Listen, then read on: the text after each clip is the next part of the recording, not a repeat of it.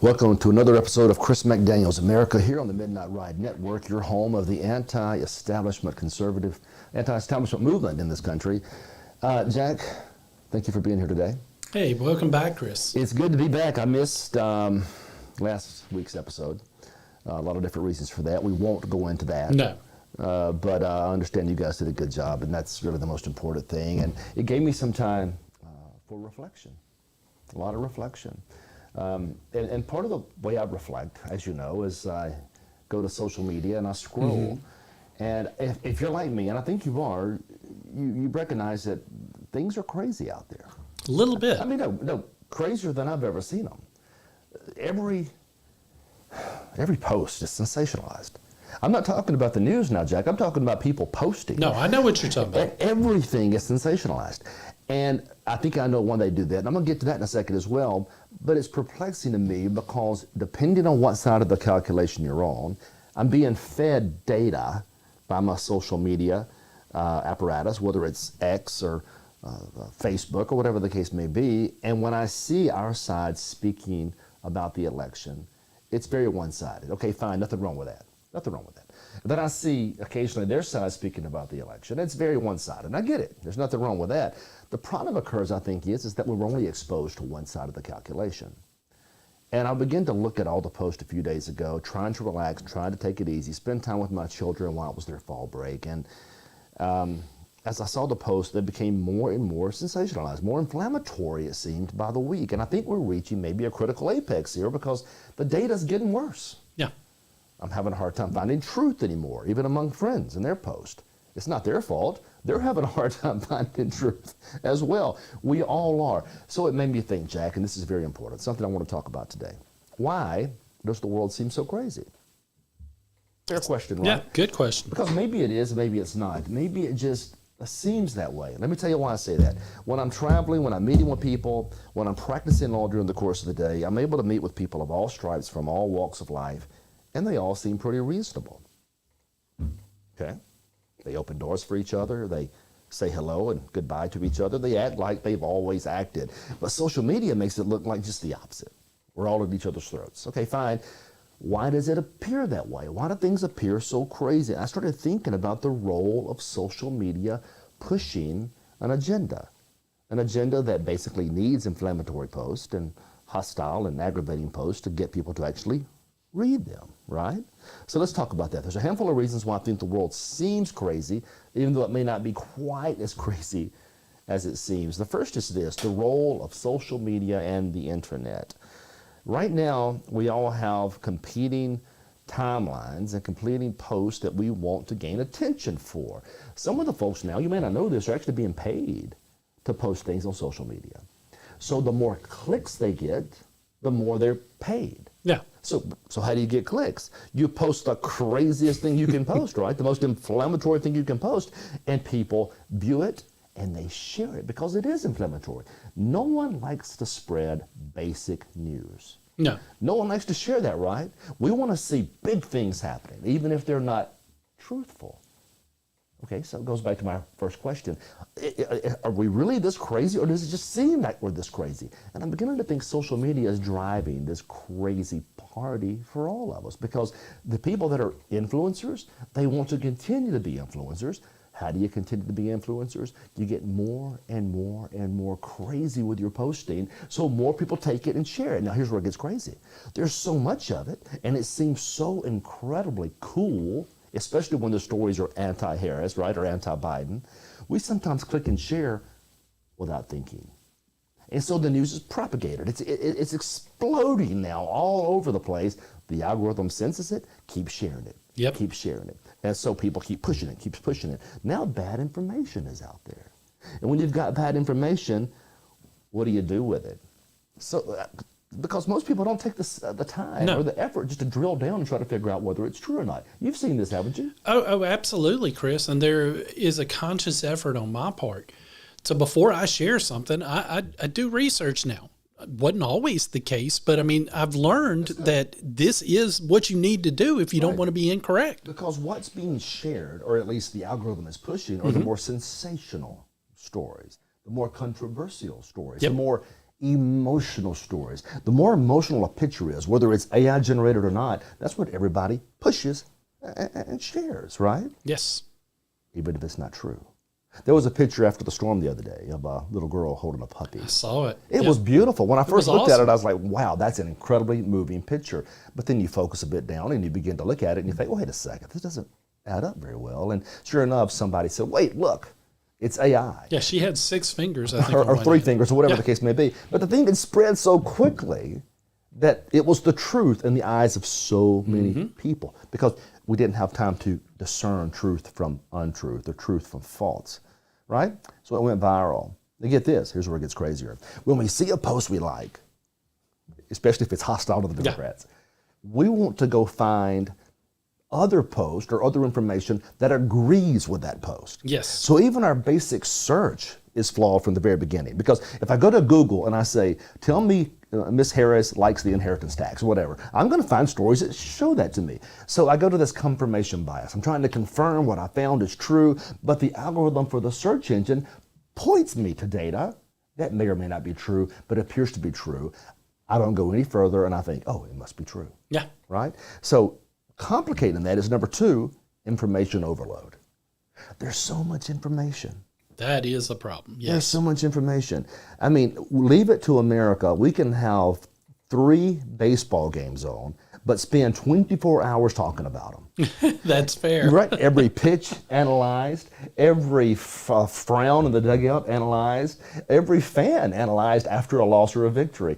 24-hour sports cycle. Now, compound that to a 24-hour news cycle, and we're bombarded. Bam, bam, bam, bam. And it's not just the news, it's the radio. Bam, bam, bam, bam, bam. And then on top of that, we're all going through these phones, and there's so much information. The problem is there's so much information when we see something false and we think it sounds good and we confirm our own bias. There's so much information we don't drill down any further.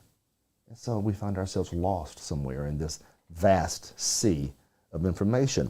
Number 3 is the mistrust in institutions. So again, the point of all this is, why does everything seem so crazy? There is a big time mistrust in institutions right now. Have you noticed that? Absolutely, I have. A lot of it well-deserved. A lot of I it agree. well-deserved. Let's not kid ourselves now. Whenever I hear somebody trying to defend legacy media, the mainstream media, they deserve every bit of the ridicule they are receiving. Oh, if you absolutely. still trust the ABCs, the CBSs, and the NBCs of the world, you're just as lost as the people that are chasing these conspiracy theories. Absolutely. Right? I mean, So yeah. they deserve the mistrust directed toward them. We once had Walter Cronkite, now we have Dan Rather. Are we used to see them getting that? Yeah. One was the man who spread nothing but the truth, at least he said. The other was the guy that intentionally misled us in a couple of stories. And it's gotten worse since then, Yep. right?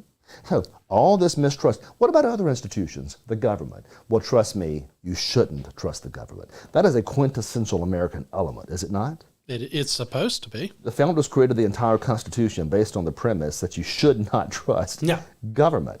And I tell you, we shouldn't trust government. It doesn't matter who's in charge. It doesn't matter which party's in charge. The apparatus of government works by force, and people always use force to their own ends, and it's always, almost always, devastating to individual liberty or rights.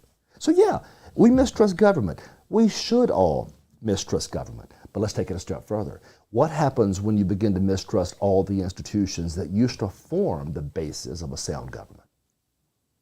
Okay, give you an example. Back in the roaring 20s and the 30s, the FBI were considered heroes, weren't they? They were. What were they called? All those G-men and all these different names for them. And you had all these movies that they were fighting crime, fighting the bootleggers and the prohibitionists. I mean, the anti-prohibitionists, right? Or the mobsters. Al Capone. Al Capone, right? Now we look at the FBI and we're thinking, I don't know. seems like there could be a problem there with the Justice Department because of all these prosecutions that have occurred that seem politically motivated. So basic institutions we don't trust anymore, so things seem to be spiraling a bit out of control. What about this? Tribalism. Tribalism is a big problem nowadays. Take the first 3 things I said, shake it up, roll it out, give one kernel of that each to a tribe, and watch us all go crazy fighting each other. It's an us versus them proposition. And sometimes that's accurate. And I'm going to tell you this. You're going to think I'm crazy when I say this. I blame the American left primarily for that.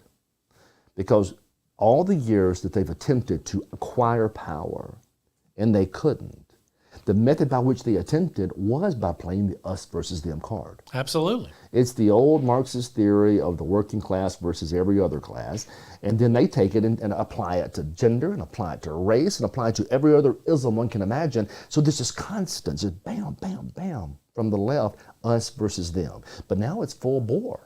Now we feel the same thing. We said the same thing about them they say about us. Now we really are tribalist in so many ways. The problem with tribalism, though, is that sometimes our side is occasionally wrong. I mean, come on, you can't keep defending Lindsey Graham, can you? No, you shouldn't anyway. Right?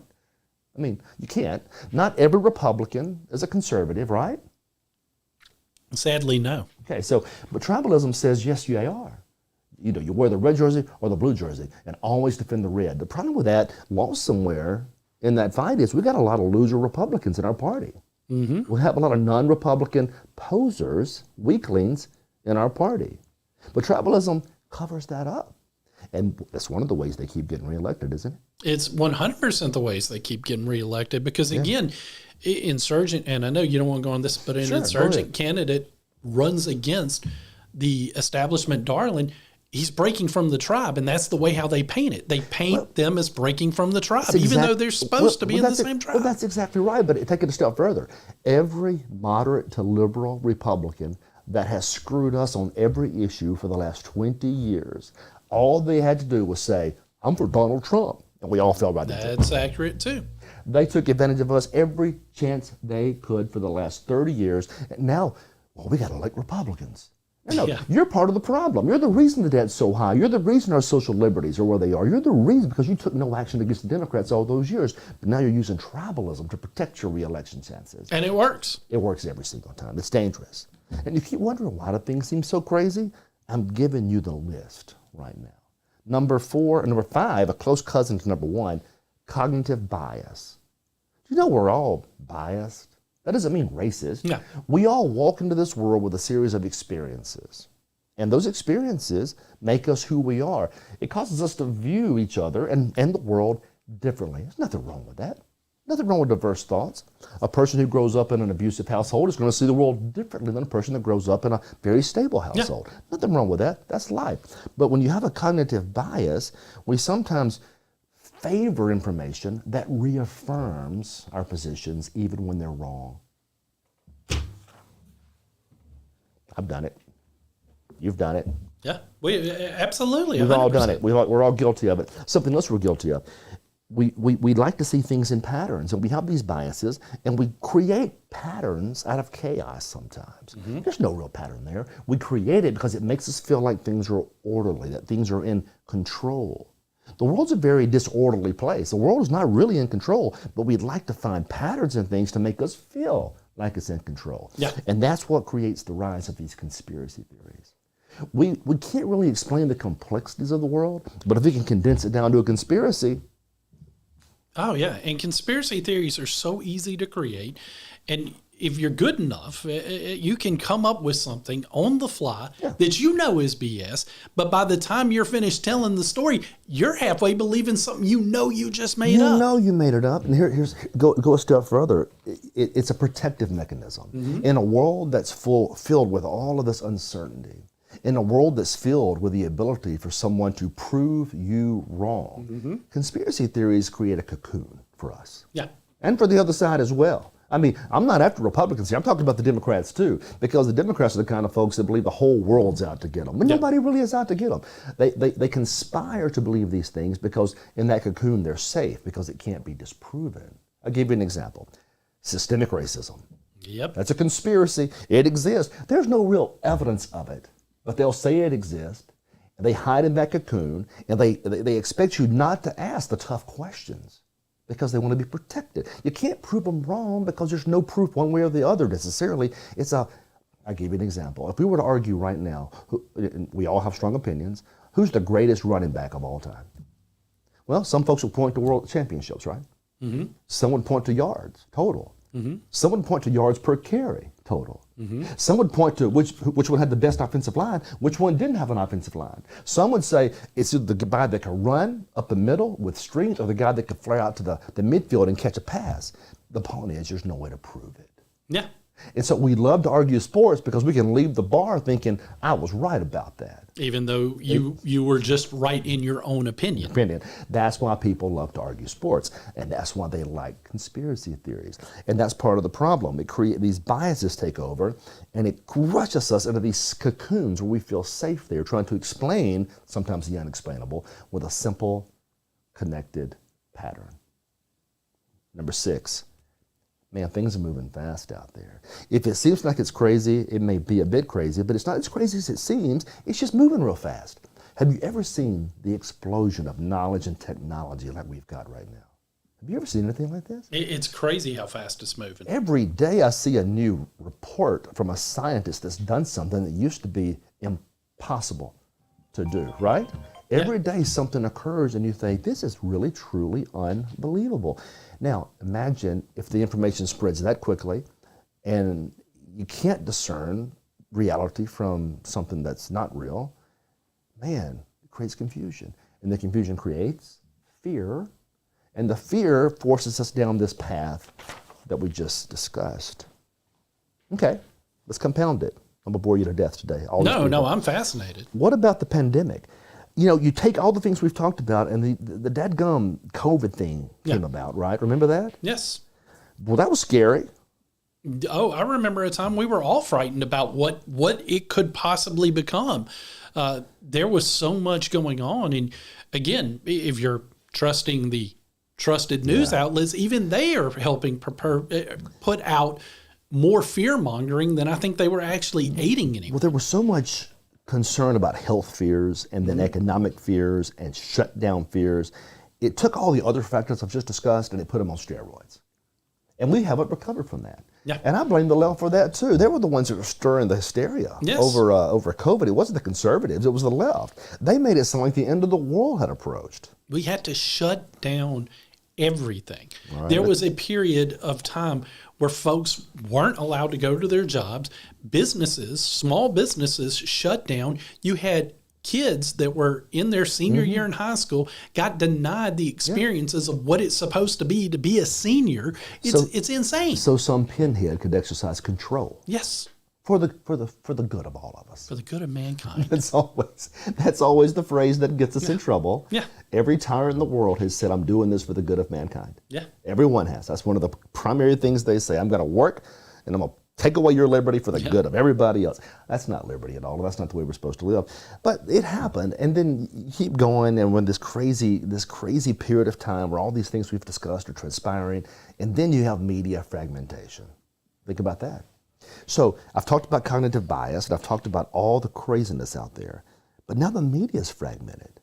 So if I'm a conservative, okay, you tell me, if I'm a conservative, what news channel am I supposed to watch?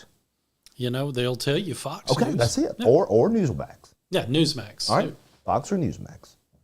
Well, they're feeding me the exact stuff I want to hear, which is reaffirming my cognitive bias. Yep. Which makes me think the other side is even crazier than they really be, right? Now, if you're a Democrat, what news channel are you supposed to watch? All the rest that aren't Fox or Newsmax. MSNBC and CNN primarily. MSNBC and CNN primarily. Two different reports of the same facts, both dramatically different, right? Yeah. And they wonder why that feeds tribalism.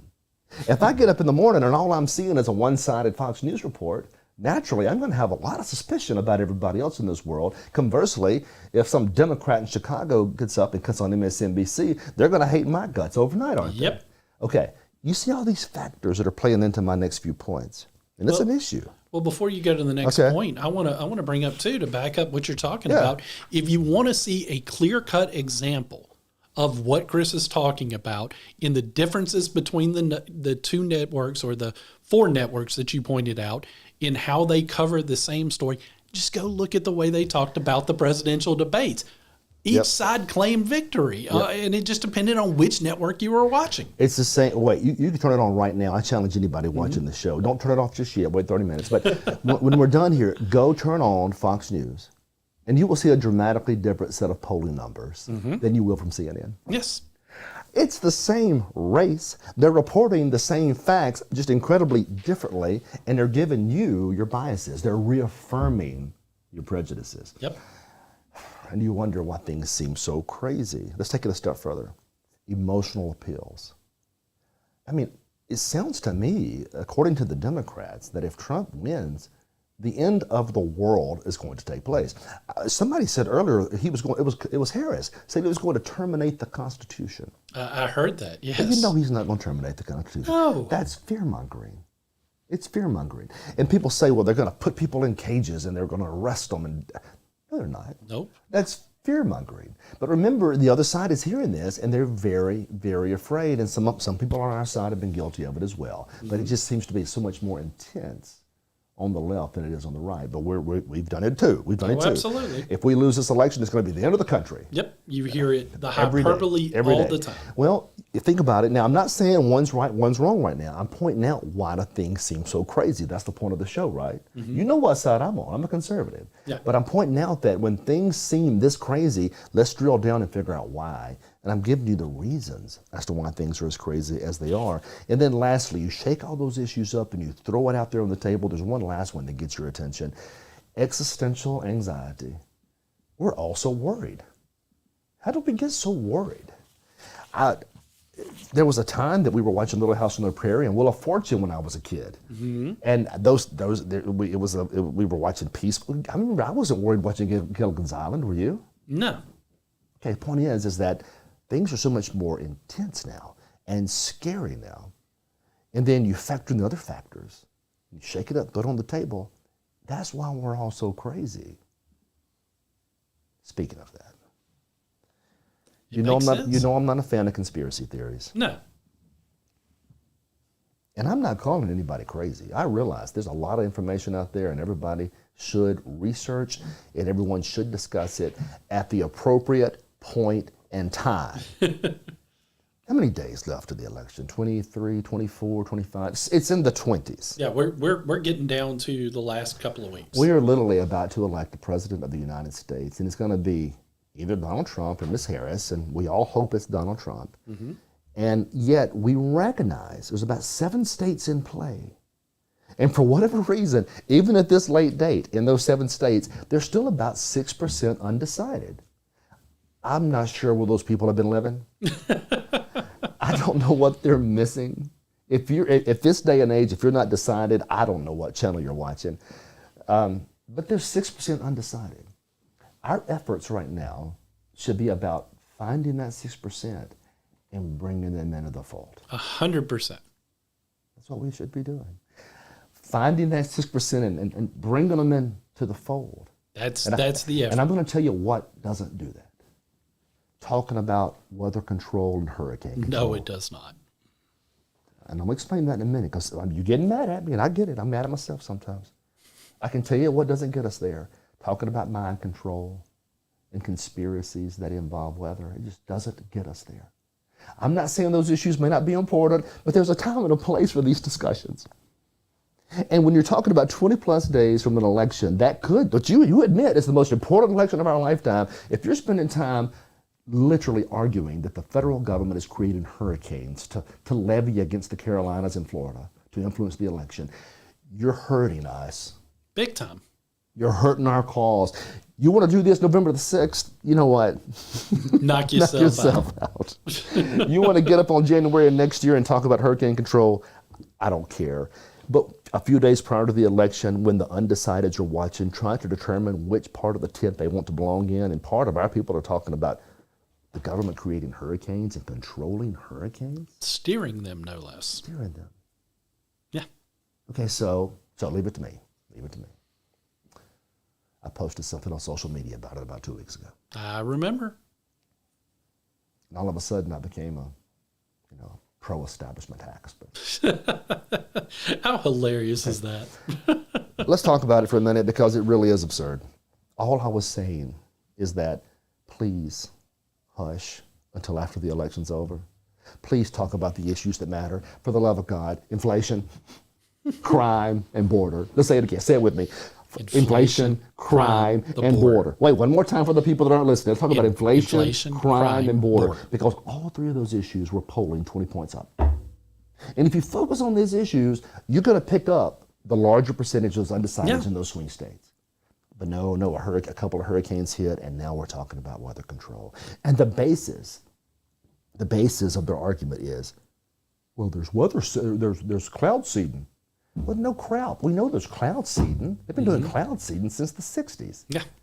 That's not hurricane control. No. You can't claim cloud seeding as an argument, a rational argument for hurricane control. And that 6% that are undecided, they're wise enough to know that. They know you make it rain, or assist to make it rain. You still have to have the clouds. Yeah. Right?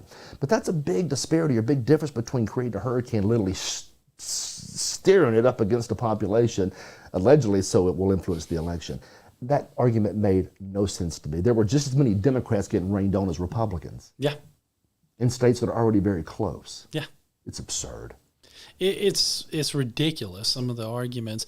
I did an episode of my show talking about we need to steer clear of this for the very reasons you're talking about. Because, again, this is a winnable election, but it's still going to be close. But what we cannot afford to do is paint ourselves in a manner in which that 6% that you're talking about looks at us and those are the crazy. I don't want to go, because the media is already trying to paint you that way. That's the point I want to get to now here, because you transition that perfectly. I want to explain how people see us as conservatives. I can say this because I've been doing this for 20 years, and I have been called every name in the book, right? Yeah, even establishment. Well, by conservatives, because I'm obviously I'm in control of the weather from my basement at home, right? No, here's the thing. I have fought the establishment my entire life. I have fought for our values my entire life. You know this. 20 years. Half my adult life. Nothing but this. And I was called radical and out of touch and a lunatic by saying only the things that Reagan said. Yeah. Now, the same Republicans that were calling me these things cheered when Reagan said it. Yep. But in that 20 or 30 year period between when he said it and between when I said it, I guess those ideas became radicalized. So let me explain why we conservatives have to be very careful about the things we discuss 20 plus days out from an election. When you're a conservative in this society, you're walking a fine line. Yes, you are. If this table is a cliff, I'm walking a fine, fine line. If I'm talking about balanced budgets, I'm fine. If I'm talking about civil liberties, I'm fine. If I'm talking about the Constitution, I'm fine. But they're waiting, the other side's waiting for one misstep, one wrong word, one wrong issue, and they're going to push you off that crazy train. And that MSNBC is going to freeze that issue and make a story of it. CNN is going to freeze it and make a story of it. And those undecideds are going to see it, and they're going to think you're just as crazy as they called me. Yep. And all I was doing was mimicking Ronald Reagan. It's insane. That's the danger. And so I say on Facebook, maybe we shouldn't be talking about these things, and just eviscerated. Now, granted, the majority of the comments were, he's right. But the few that seemed to be focused on these conspiracies. They were hostile. Yeah, they were. Several of them were. They were. And here's something else that's crazy. Now I'm going to really blow your mind. We're going to take a commercial break here in a second. I haven't forgotten. I'm just, as you can tell, I'm perplexed by all of this. Yeah. The greatest danger to this country, and I'm not kidding about this, the greatest danger. There are many dangers. Border is a danger. Open border, right? Yes. A growth in federal apparatus, that's a danger. Liberalism, gender studies, all that mess they push in schools, those are dangerous. Mm-hmm. There is no greater danger to the survival of this republic than the national debt.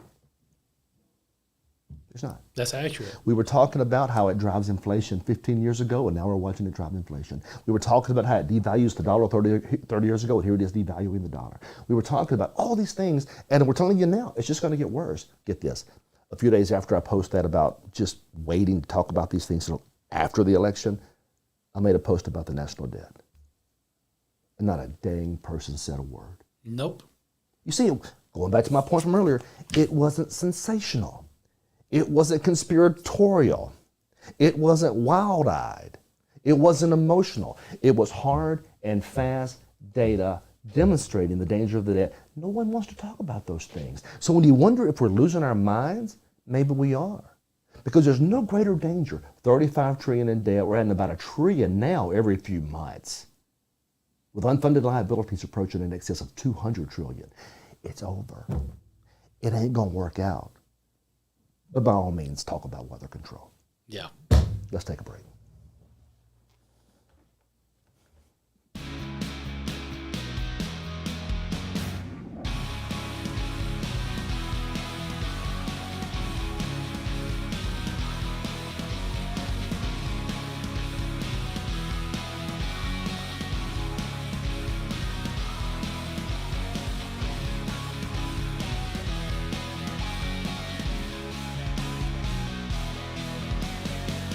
Escape to Pearl River Resort. Back from all of that nonsense. And I hope my point is well made. I'm not against any of those individuals who want to discuss these issues in a rational manner at some point in time after the election ends. Yeah. I'm not.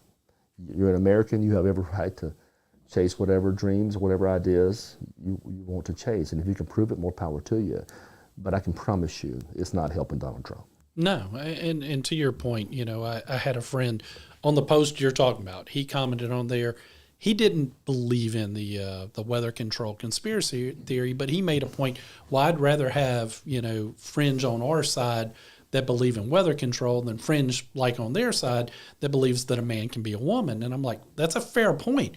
But the problem is when you've got a media that is magnifying our fringe, but then accepting and inviting and trying to make their fringe normal, Well, it's hard to win. I'm sure your friend's a great guy, but he didn't make an argument there. No, He made a comparison. that's what he did. That's That's, not an argument. that's Yeah. what a lot of people do Well, in these. don't do that. If you got something to say, if you believe the government can control hurricanes, then say it, and then point to evidence where it can.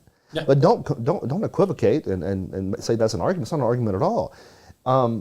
Look, data's data, facts are facts. If you've got them laying out there, one more thing, I can't believe we're still talking about this. Can I just point out that just because, and I've been practicing law now for 27 years, and I can say this with a lot of confidence, there's a lot of patents that have been filed in this world, many of which don't work. That's fair. Let me say it again. There have been a whole bunch of patents filed since the patent office was opened a long time ago that don't work. So just because you can point to a patent, that doesn't mean it works, and it doesn't mean the government has this massive control. And I would also suggest that if it did, there would never have been a patent, because the government, with that kind of power and that kind of control and that kind of secrecy, would never allow that to leak. Nope. Now, with that said, I don't trust the feds either. I think they're all jokesters and fraudsters. I would like to find a way to bring that government back down to its control, its very small and ineffective size. But you're not going to do that talking about these issues 23 days, 24 days before an election. So that's the only point I was making. I'm sorry now. I'm clearly part of the agenda now to control American minds. All right, you do have a weather control machine, don't you? I tell you what, if I did, it wouldn't be this darn hot in Mississippi all the time. I promise you that right now. We'd be 78 year-round down here if I had a weather control machine. Speaking of weather control and the lack thereof, I'm so sick of polling. I am so sick of it. Let me explain the modern nature of polling right now. This is the way this is going to work for the next several days. There's going to be a poll come out every few days, and it's going to show Harris ahead between 3 and 5 points. It doesn't mean anything. No. It means nothing. I mean, you might as well be taking that poll. I know it's fun to discuss, and we all raise money on it, and it means nothing. And here's why it means nothing. If Miss Harris has a 5-point lead, like this new poll says she does, nationally, that's cute, but it doesn't change anything about those 7 states. No, it does not. So she can have a 6-7 point lead nationally and still lose this race. And the reason for that is we're not a democracy. Or a republic, and we have electoral college, and so these states are apportioned based on their success or lack of success in the respective states. And right now it appears that Trump is leading in most of the swing states. So when I see this data, and it's very inflammatory, who wrote this? It's from Marist, the polling, but Marist, and I'm pretty sure MSNBC pushed this aggressively this morning. But it shows she's up 5 points among likely voters. That's cute. It means nothing. Focus on the states, and you'll figure out who's going to win this race. But the data here is interesting. Did you notice here that she leads by 5 points among likely voters, but among registered voters, it's a little closer. Huh? I guess the pollster says, are you really sure you're going to vote? And they say, yes, sir. No, you really, really sure you're going to vote? Now, I don't know. But likely, I guess it's more likely not to vote. I guess the higher turnout under those circumstances would favor Ms. Harris. Yeah. But still, it means nothing in the overall scheme of things. Among men, this makes sense. Trump's ahead by 6 among men. Every man I know pretty much is voting for Trump. Mm-hmm. I mean, I know some that aren't. Don't get me wrong. That was a wild-eyed statement from our side. But look at women, 57% voting for Harris. What an interesting dilemma there. And I know part of that's driven, as they say, by the abortion debate, but there's always been a split here between men and women when it comes to Democrat versus Republican.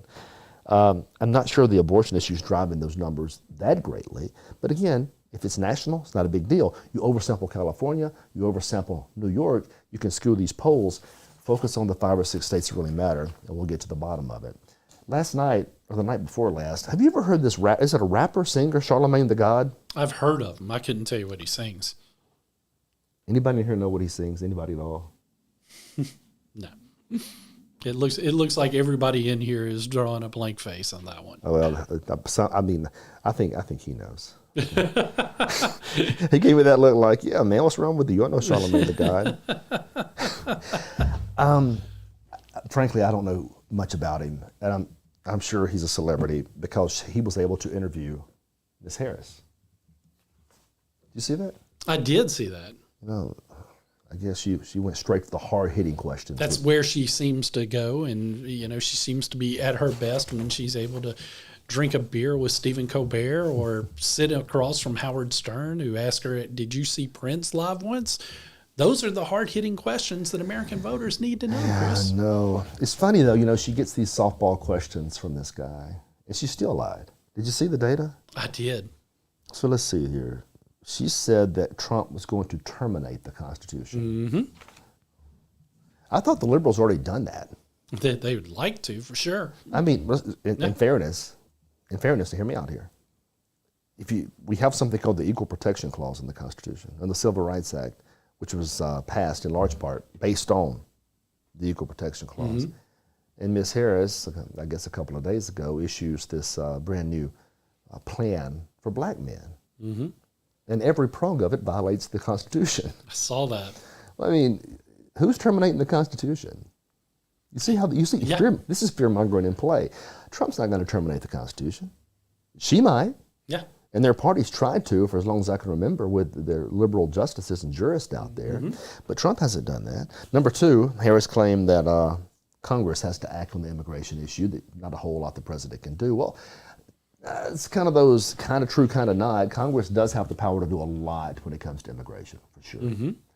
But we already have laws on immigration.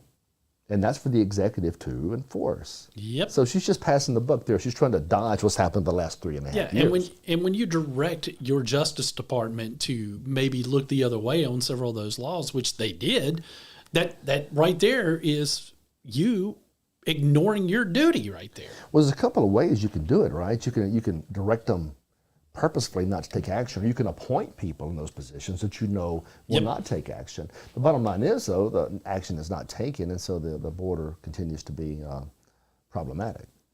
But she said that. I think one other thing she said, she claimed that Trump called military service members suckers and losers. Do you know no one's been able to substantiate that? No. You know that? No, but they keep repeating it. Yeah, it's weird, isn't it? It's kind of like, I mean, there's no proof anywhere, audio or visual or whatever the case may be, but we keep hearing this as though it's fact. And the news has done nothing to correct the record. Something tells me he should sue on that one of these days. Yeah, yeah. And, this other line. She says it every time she speaks. She grew up in the middle class. Did you know that?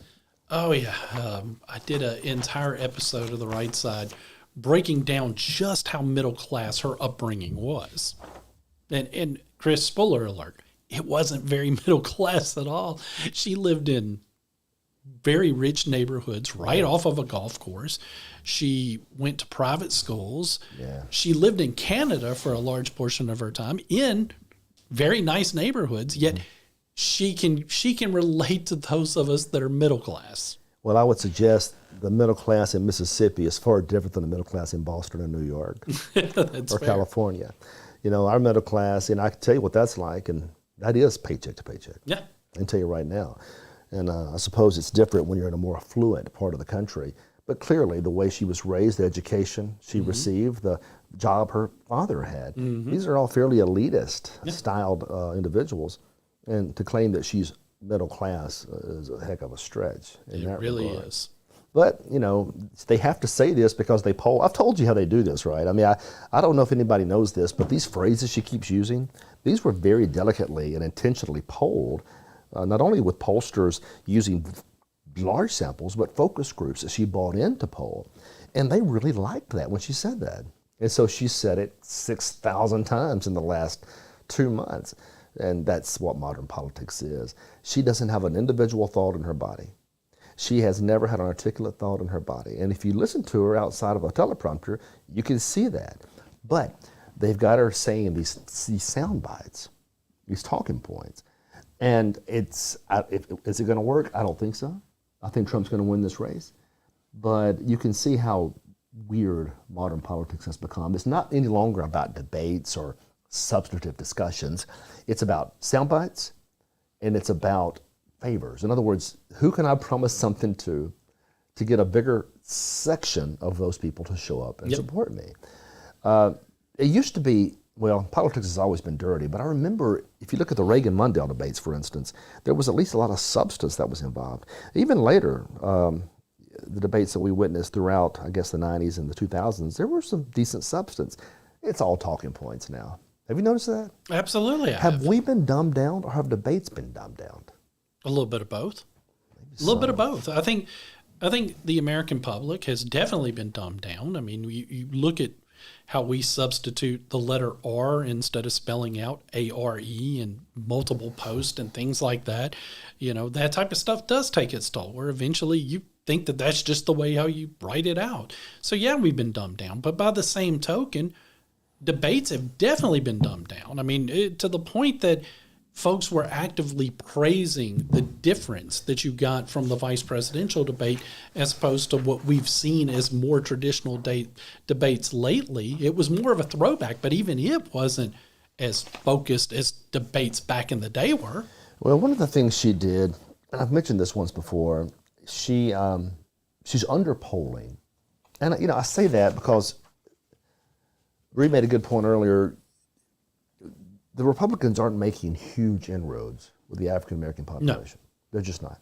But it's small and marginal, and she's under-polling where Barack Obama was, for instance, and it's causing them to push the panic button. The numbers there are more substantial because, for whatever reason, Barack Obama had a commanding lead among black men. I mean, just like 81 points at one point. He was that high. Hers is a lot more slim, roughly in the 40s or 50s. Still a commanding lead. Yeah. But for whatever reason, they're not gravitating toward her the way they did Barack Obama. So, modern politics, what do? You don't go out and try to convince them with words necessarily, or with logic or reason. You throw goodies on the table. Oh, yeah. That somebody else has to pay for. And so, recognizing this relative weakness, because the race is going to, maybe they're right. I'm frustrated here because we're talking about weather control, trying to get 6% to join us, and they're actually trying to fix a problem here. Yeah. Now it's unconstitutional, and that ticks me off because she knows she can't do this. No. What is she thinking about doing? There's a whole program here, a whole plan for black men. Now I can tell you as a lawyer, just having a federal plan aimed directly at black men is on its face problematic from a constitutional perspective. Big time. Big time. You think about the Equal Protection Clause, it says what it says, means what it says, but the Civil Rights Act, too, says the same thing, and this seems to violate both of those. But then you get down to the nitty-gritty, and I won't read all of this stuff. It's boring. But here's one of the things she promised, to provide 1 million loans.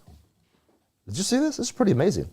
1 million loans, fully forgivable, up to $20,000, so that black men could start businesses in their communities. Now, patently unconstitutional, never get passed. Yeah. If it does get passed, will be stricken down in a federal court immediately under these facts. She knows that. She's trying to play those people. She's trying to play them. Mm-hmm. Now, I hope they see that. I hope they see that she's just playing a game here. But think about the bad policy that's involved here. First of all, non-black men can't touch that money. Nope. That's a problem. Asians, Hispanics, whites, whomever, can't touch it. You got to be a black man. Well, how do they determine who's a black man, first of all? That could be problematic. It really could be. But number two, think about it from the standpoint of economic policy and whether it encourages good decisions or bad decisions. I'll give you a little example. Economics, from a government perspective, is trying to determine or predict how people will behave.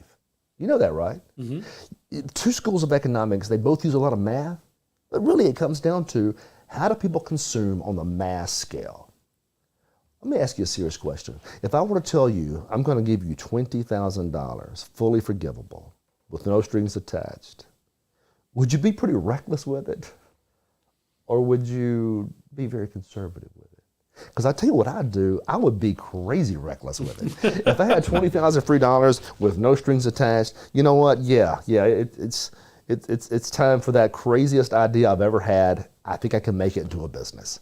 I think I would attempt that for sure. Well, that's how people typically think. If you give them something with no strings, it doesn't matter what the race is, we're all the same way. You give us something free, and you say there's no strings attached and it's fully forgivable, we're going to tend to be a touch more reckless in our investment. The reason sometimes we're cautious in our investments is because we recognize, well, it's my money I'm losing. It's a risk. It's a risk. Here, there's no risk. It's like, I got $20,000. Man, yeah, I'm going to make a record label. Yeah. You know what I'm saying? I'm going to do something crazy with this. And if it doesn't work, then no harm, no foul. Problem with that is that's a lot of wasted money and energy and time. And it's just not good policy. And that was just the tip of the iceberg. I mean, there's a lot of things she did here that are blatantly unconstitutional. And I guess one or two things there, they're throwing it out there trying to get that 6 or 7% back. Or they really are being insulting to people by proposing something like this. I guess either way, it's just politics, and that's disgusting. But think about it. On their social media feeds, what are they seeing right now? Oh, that's going to trend well because, again, it's going to be targeted to them. It's going to be tribalism at its best, and it's catered specifically, and they are banking on a lack of knowledge of what is constitutional and what is not constitutional. And they're, sadly, and this is something both sides are guilty of, there's so much that people believe that a president can do that a president cannot do, yet we all get wrapped up into it. Going back to your point at the start of this show, there's a reason why every 4 years we're engaged in the most important election of our lifetime. You hear it every 4 years. Is it truly the most important election of our lifetime? It's important. Don't get me wrong. I'm not saying it's not. But the hyperbole, the way how they play that up, and it's every 4 years, Chris, that we're told that. Well, I told you, it's one of the things that makes us all crazy is fear-mongering. I have a list here. We talked about it earlier. It's fear-mongering. It's a very important election, but like you said, they say that constantly every 4 years, and we're supposed to just panic. Mm-hmm. But fear is a great motivator. It absolutely is. And we see that on both sides. I mean, the Democrats are putting the same junk right now. With much more intensity, because again, Trump. They say if he wins, he's going to lock folks up, and going to be the end of the Constitution, and we're all going to be in a much worse state. Look, it's going to get bad, one way or the other. But we need Trump to win. Yeah, we need Trump to win for sure. But it's never going to get as bad as the Labor Party in Great Britain. Oh, goodness. I got to hear about this. Have you heard about the Labor Party in Great Britain? It's a good segue. What I do, because I think the Labor Party in Great Britain is actually giving the Democrats in this country a bunch of crazy ideas they're going to follow. Now, British politics, European politics is very different than our politics. What they call a conservative in Great Britain, they do share similarities to us, but there's some big differences. Same with Labor versus liberal. But now, remember, Jack, liberalism is predicated on power and control. It always has been. So I'm always fascinated by any party that attempts to control their fellow man. Boy, Labor's gone crazy. They have a bill now, and they've proposed this bill in Parliament. It would create a nanny state that would force pubs, bars. It would force pubs to hire people to listen in on others' conversations. Listen to this.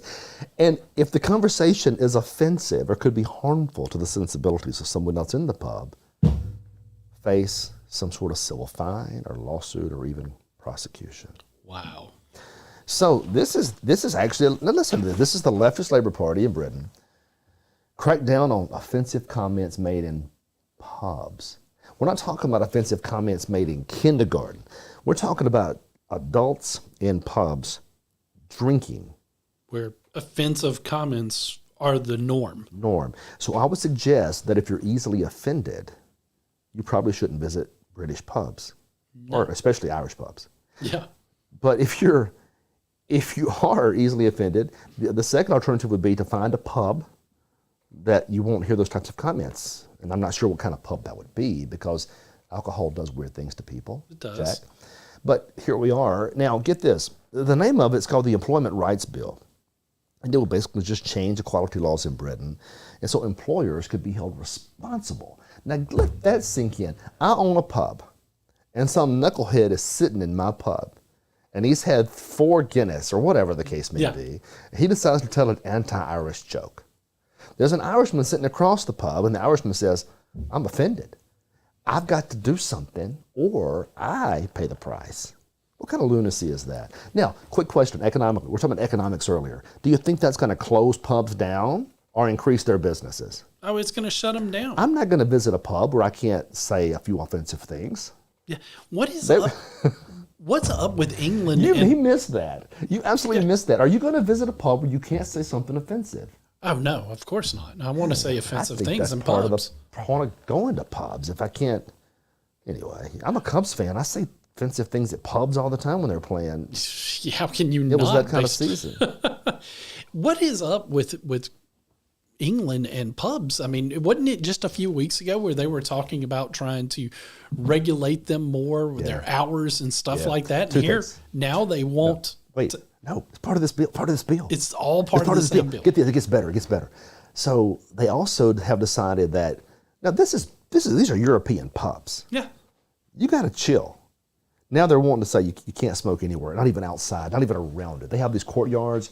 You can't even smoke a cigarette out there. Don't get me wrong. I don't smoke cigarettes. I get that. I don't like them either. But that's the pub owner's call. It's not the government's call. Yeah. Number 2, and what you were getting to a moment ago, is literally closing them down earlier because they're concerned about people drinking too much. Nanny state. Remember, liberalism is always predicated on control. It's none of my business. Now, I know some conservatives are going to disagree with me about this. It's none of my business how much you drink if I'm a government official.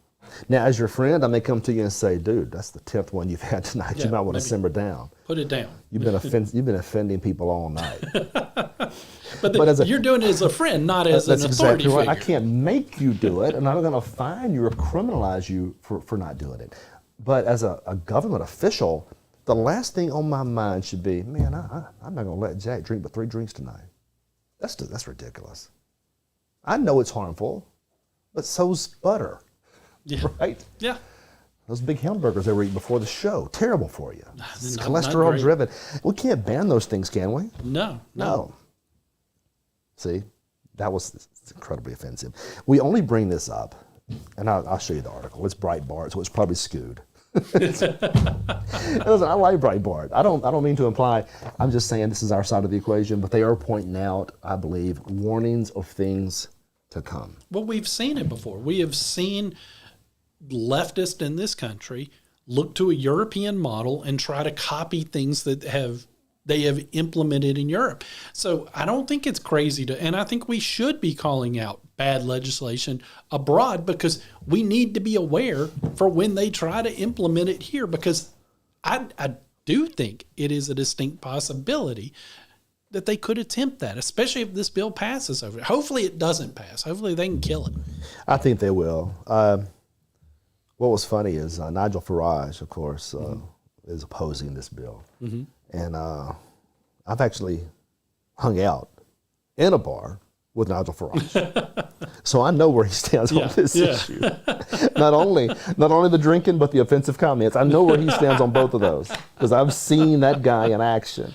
And he was very charming. I liked him a lot, but he is he's a British conservative, and by George, he's not there to be genteel. when he's hanging out. He's a lot of fun, a lot of fun. Bottom line here is that I just don't like control. And I don't think we should be trying to control others. And if somebody has a bad habit, like I said, I would come see you, Jack, and I'd try to keep you from drinking those 18 scotches. But I wouldn't mandate that you not drink those scotches. I noticed the number of scotches that I'm having keeps going up and up. It has. It has. It has. Kind of like my impatience with liberalism. It goes up and up every day.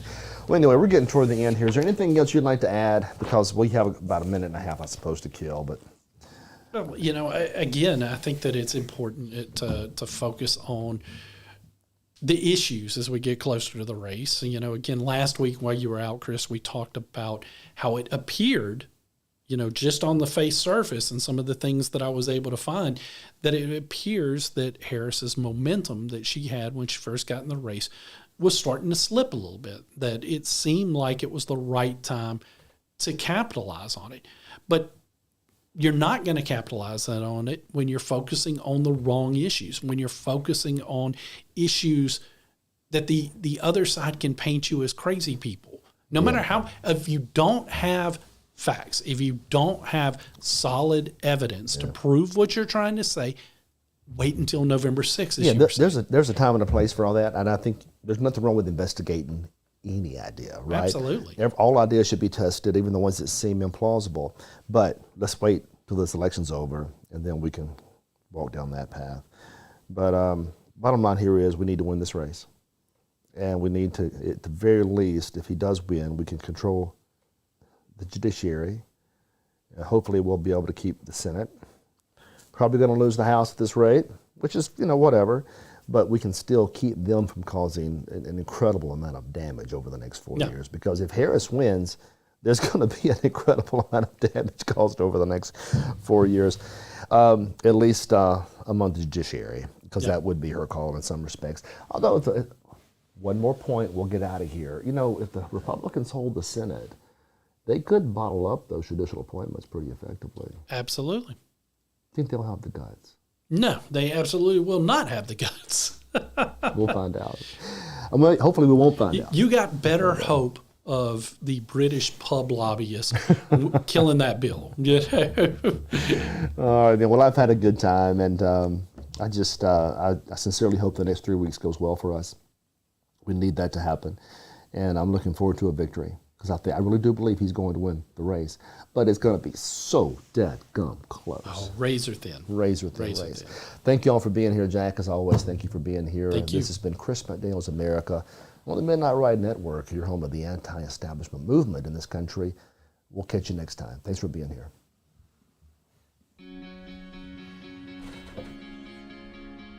Looks like you've been sleeping well, Megan, he's back. The My Pillow guy. and you're looking good. Still feeling good. Well, just when you thought it couldn't get any better, we've got the best pillow ever, My Pillow 2.0.